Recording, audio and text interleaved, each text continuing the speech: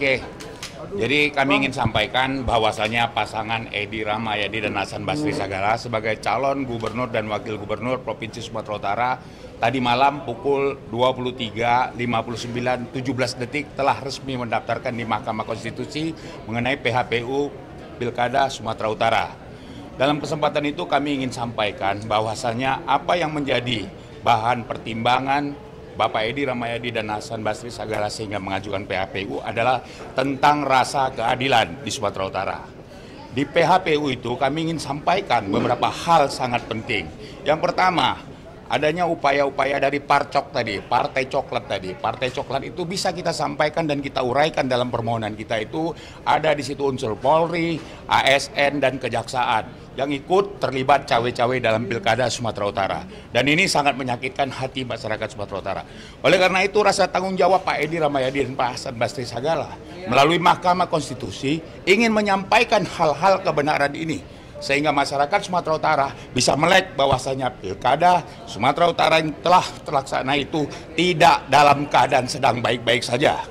Sehingga prinsip jurdil yang tadinya menjadi ajas demokrasi dan harapan masyarakat Sumatera Utara terkangkangi, bahkan terlindas oleh pihak-pihak yang hanya ingin mementingkan kekuasaannya saja. Jadi oleh karena itu, PHPU ini juga nanti akan kita uraikan tentang bagaimana sebenarnya musibah banjir di Kabupaten Langkat, Kota Madia Binjai, Kota Madia Medan, dan Kabupaten Deli Serdang. Sehingga proses 27 November 2024 tentang pilkada itu sendiri sebenarnya sedang tidak baik-baik saja di Sumatera Utara. Saya juga heran bagaimana nafsu seorang pemimpin itu mengabaikan hak-hak tentang bagaimana sisi-sisi kemanusiaannya dihilangkan. Kita juga sudah sampaikan pada tanggal 27 November 2024 pukul 10.30 ke KPU Sumatera Utara tentang keberlanjutan Pilkada Sumatera Utara. Apakah dilanjut atau tidak dengan situasi yang begitu sangat tidak baik di Sumatera Utara, khususnya di 4 kabupaten kota yang tadi saya sampaikan. Sehingga Pak Edi Rahmayadi, Pak Hasan Basri Sagala ingin menyampaikan kepada masyarakat Sumatera Utara. Masyarakat Sumatera Utara, inilah sebenarnya cermin dari demokrasi yang diharapkan harus berjalan secara baik, ternyata terabaikan sehingga sisi kemanusiaannya saja pun ditinggalkan. Bagaimana bisa pemilih di Sumatera Utara berpartisipasi aktif sementara dia harus memikirkan keselamatannya, keselamatan keluarganya. Banjir itu bukan banjir main-main. Di Kota Madia Medan dari 21 kecamatan, 11 kecamatan terdampak banjir dan itu berlangsung sampai hari Minggu tanggal 1 Desember 2024. Jadi saya ingin sampaikan di PHPU ini sebagai pemohon kuasa hukum daripada Bapak Edi Rahmayadi dan Pak Hasan Basri Sagala bahwasanya harapan terbesar masyarakat Sumatera Utara adalah kepada Mahkamah Konstitusi. Kami tidak bicara menang dan kalah, tapi kami ingin Mahkamah Konstitusi sebagai the guardian of constitution bisa mengeluarkan satu putusan yang bisa menyejukkan masyarakat Sumatera Utara secara keseluruhan. Ingat, pilkada ini seharusnya sebagai momen untuk mencari pemimpin yang betul-betul berintegritas, betul-betul bisa menyelamatkan Sumatera Utara dan bisa benar-benar menjadi sandaran bagi masyarakat Sumatera Utara. Bukan hanya untuk mencari kekuasaan. Kalau kekuasaan saya pikir Pak Edi Rahmayadi cukup dari proses-proses itu semua. Sayangnya memang pilkada Sumatera Utara itu bukanlah pilkada yang biasa-biasa karena keterlibatan paslon itu dari menantu mantan Presiden Republik Indonesia Bapak Joko Widodo.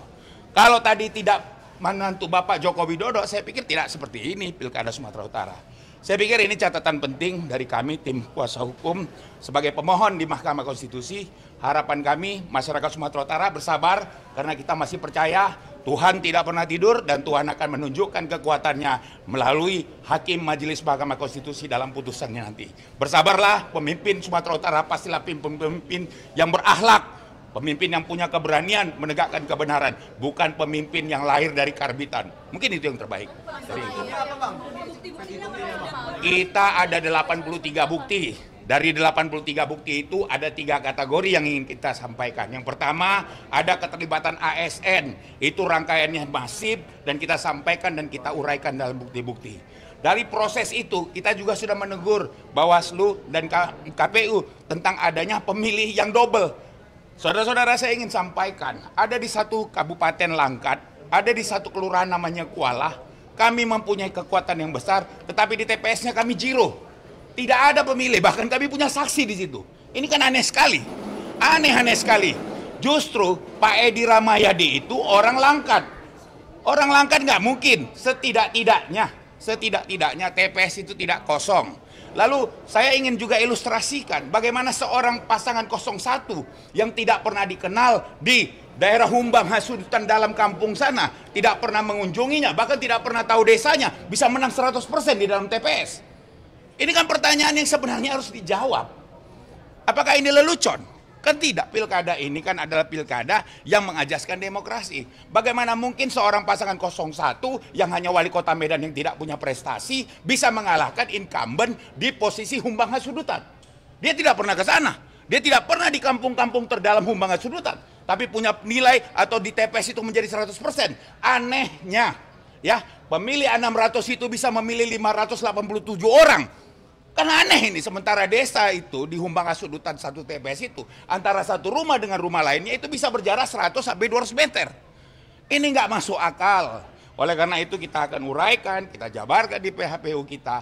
Harapan terbesar itu tadi kita katakan. Apapun menjadi keputusan Mahkamah Konstitusi ini, kami ingatkan, seorang Edi Rahmayadi adalah seorang patriot. Dia adalah mantan TNI yang cinta akan Republik ini. Apapun hasilnya, kami akan ikutin, karena ini adalah benteng terakhir kita mencari keadilan untuk masyarakat Sumatera Utara. Dan ini sudah kita lakukan. Kita sudah banyak lapor ke Bawaslu, tapi kan kawan-kawan semua tahu, proses Bawaslu ini kan seperti macan ompong. Bagaimana seorang Bawaslu di satu TPS di kota Medan loh, ya, ada orang yang mencoblos lebih dari satu kertas suara, dia ada di situ, KPPS ada di situ, semua seperti berjalan biasa-biasa saja. Apakah sudah dilaporkan? Sudah. Apakah sudah ditindaklanjuti? Sudah. Hasilnya apa? Tidak ada. Jadi oleh karena itu kita juga memahami proses pilkada ini kan waktunya sangat-sangat mepet. Ya, pada saat kita melapor tanggal 27, maka 7 hari setelah itu sudah berproses tingkat pemeriksaan dan penghitungan-penghitungan. Jadi semua proses itu seperti proses yang sebenarnya kita tidak mau menjalani tetapi harus mengikuti.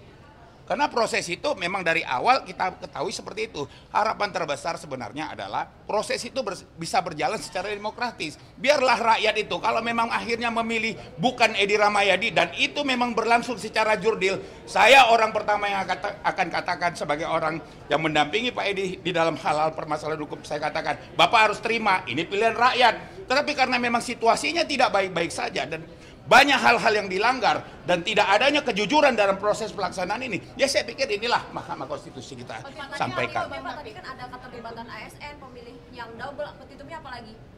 Kita petitumnya yang pertama, secara jujur kita katakan, tolong Mahkamah Konstitusi diskualifikasi itu pasangan 01. Yang pertama. Yang kedua, kita minta PSU di seluruh provinsi, seluruh kabupaten kota Provinsi Sumatera Utara.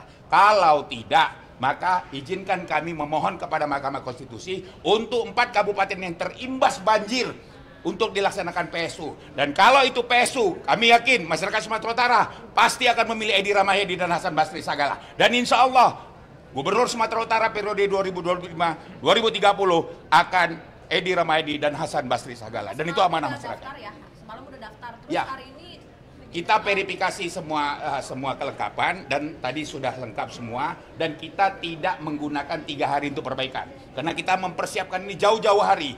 Begitu parcok itu masuk kita sudah tahu kita harus mempersiapkan ini secara sistematis. Artinya alat buktinya ada yang parcok itu juga ada di daerah Tapanuli Selatan, di situ ada keterlibatan oknum Polri, bahkan dia kasat intel di salah satu Polres dan itu masuk dalam bukti kita. Ya, saya pikir clear ya. Nama lengkap Pak sama jabatan Pak? Nama saya Yance Aswin, saya Ketua Tim Hukum Edi Hasan.